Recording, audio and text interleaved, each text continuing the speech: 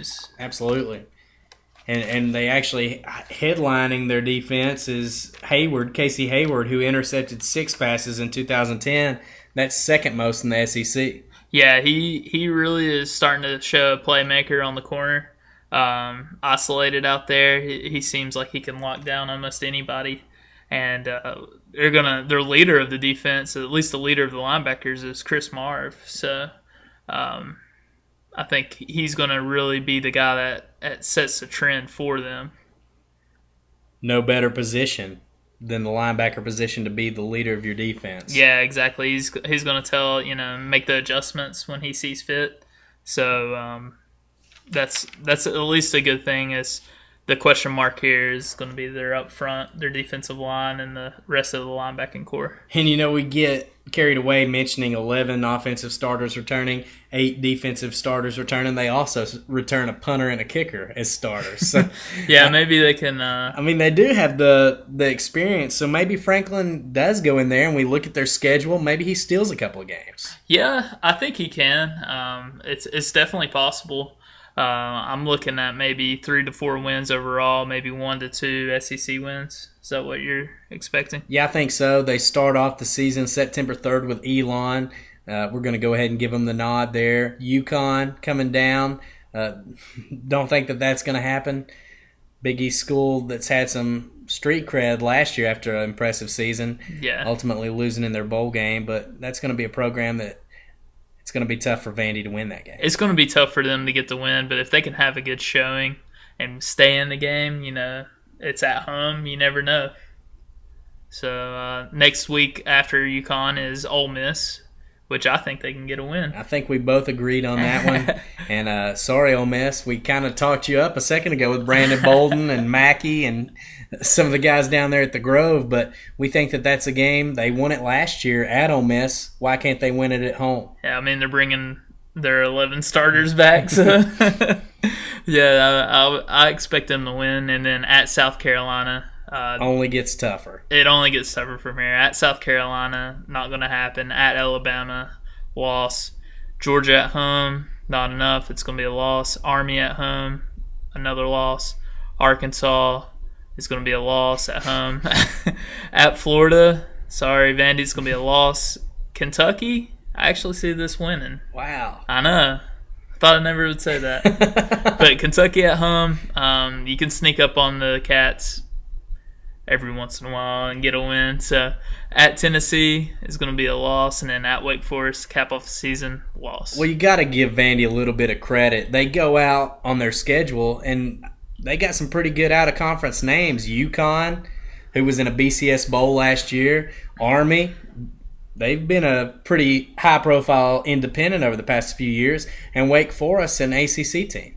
The thing is that's very true that you point that out, Adam, because, a lot of the juggernauts in the SEC want the 4 home games and, Patsies. Western Carolina and, and they just fill them up, Montana and different teams like that. And you got to give Vanderbilt credit for doing that, especially since they could do that and possibly make it to with 2 SEC wins, they could possibly make it to a bowl game. I think that this is one of the teams, though, that's kind of unknown. Even though they have all starters coming back from the offensive unit, I think they're kind of an unknown. We don't know what James Franklin's going to be able to do. What if he comes out here, wins 4 or 5 games his first year in Nashville? I think there's going to be a lot of proud Commodores in the seats if he can do that. About 40,000. About 40,000, and it'll be good to see some positive vibes come from them because they've suffered long enough. So you're kind of rooting for Vandy then. Well, I feel for them. It's so hard for them to be in the SEC. It's almost unfair, just because they're strict. They have such a strict academic presence, and the rest of the teams in the SEC don't have to live up to that standard. And it's tough for them. Well, as we continue over the next 6 weeks, our count up from the bottom feeders of the SEC to the very top spot, and who we think will be in Atlanta ultimately in December. you want to give the fans a little bit of an inside look at maybe who we're looking at over the next couple of weeks? Yeah, as far as getting to Atlanta, or as far as just some of the players, I think. Yeah, go ahead. I think Georgia is going to make a push to be in Atlanta. I think, Alabama, of course, it could make a push. And LSU always has a chance. And who do you think is going to be that surprise team that might surprise us by being in Atlanta come December? We might have to let the listeners wait that one out. Ooh, all right. Little teaser action. I got you. Anyways, definitely thank you for listening for the first SEC preview, the Ole Miss. With Bryceless. Yeah, we're Bryceless. And Bryce, we struggled through this one without you, buddy. Only so much we can do with Ole Miss and Vanderbilt. No offense to you fans. We hope that you have great seasons at the Grove. And if we ever visit the Grove, please have a cold one ready for us. I believe that's on your bucket list, isn't it? Me and Bryce's, I think, shared that on our bucket list. We might have to venture that one together.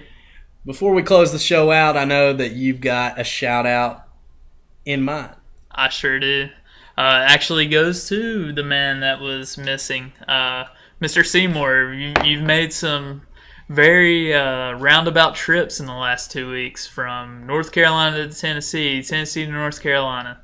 Back and forth you go, and then up to New York, and then back down to North Carolina. So feel for you, buddy. You've been traveling a lot. Definitely looking forward to sharing the podcast with you next show. Got us a shout out to one of our faithful listeners, Baker, our resident South Carolina fan. He was texting me a little bit earlier this week saying, I think that South Carolina is going to be the team to beat in the SEC. They're going to be the surprise with Lattimore coming back and Alshon Jeffrey and some of those high-profile names on offense. Bake, I promise that we're going to get to your South Carolina Gamecocks. Just give us a couple of weeks. It just might take a few weeks, so we're going to get to them and to all the teams in SEC. As always, thank you for tuning in to Through the Rec Specs, a sports podcast from the fans, for the fans. Don't forget to hit us up on Twitter at the Rec Specs. Been getting a lot of good tweets and a lot of good feedback on there. Don't forget to email us your questions, comments, therecspecs@gmail.com. For Bryce Seymour, even though he couldn't be here with us tonight, Jared Smith, I'm Adam Hall. As always, thank you for choosing Through the Rec Specs, and have a great week in sports, folks.